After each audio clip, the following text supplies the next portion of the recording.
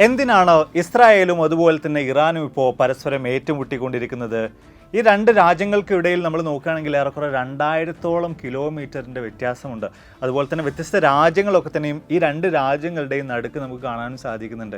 എങ്കിൽ കൂടെയും ശക്തമായ രീതിയിലുള്ള മിസൈൽ ആക്രമണം ഇരു രാജ്യങ്ങളും നടത്തിക്കൊണ്ടിരിക്കുകയാണ്. അതിൽ തന്നെ ഇസ്രായേലിൻ്റെ ഡിഫൻസ് സിസ്റ്റമായിട്ടുള്ള ലോകത്തിൻ്റെ പ്രശസ്തമായിട്ടുള്ള അയൺ ഡോമിനെ പോലും മറികടന്നുകൊണ്ട് വ്യത്യസ്ത ഇറാനിയൻ മിസൈലുകളൊക്കെ തന്നെയും ഇസ്രായേലിൻ്റെ പല പ്രധാന കേന്ദ്രങ്ങളിലും വന്ന് പതിക്കുന്ന കാഴ്ചകൾ കൂടെ നമുക്ക് കാണാൻ സാധിക്കുന്നുണ്ട്. എന്തായിരിക്കും ഇതിനെല്ലാം പുറകിലുള്ള കാരണം? എന്തുകൊണ്ടാണ് ഇത്തരം ഒരു അറ്റാക്കിലേക്ക് ഇരു രാജ്യങ്ങളും നീങ്ങിയിട്ടുള്ളത്? ഇതൊരു യുദ്ധത്തിലേക്ക് വഴിവെക്കുമോ എന്ന കാര്യങ്ങളെക്കുറിച്ചൊക്കെ തന്നെ നമ്മൾ നോക്കുമ്പോൾ ഈ നിലവിൽ നടന്നുകൊണ്ടിരിക്കുന്ന ആക്രമണങ്ങളുടെ എല്ലാം തന്നെ പ്രധാനമായിട്ടുള്ളൊരു കാരണം എന്ന് പറയുന്നത് ഈ കഴിഞ്ഞ ജൂൺ 13-ാം തീയതി പുലർച്ചെ 3:30 ഇസ്രായേൽ നടത്തിയിട്ടുണ്ടായിരുന്ന അവരുടെ ഓപ്പറേഷൻ റൈസിംഗ് ലയൺ എന്ന് പറയുന്ന മിഷനാണ്.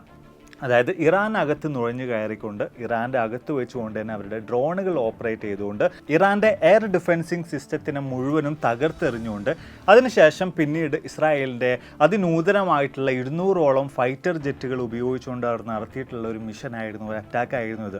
പ്രത്യേകിച്ച് ഇറാൻ്റെ പല പ്രധാന കേന്ദ്രങ്ങളെ, അതിൽ തന്നെ അവരുടെ ന്യൂക്ലിയർ ഫെസിലിറ്റീസിനെ എല്ലാം തന്നെ ലക്ഷ്യമാക്കിയിട്ടാണ് ഈ ഒരു അറ്റാക്ക് നടന്നിട്ടുണ്ടായിരുന്നത്.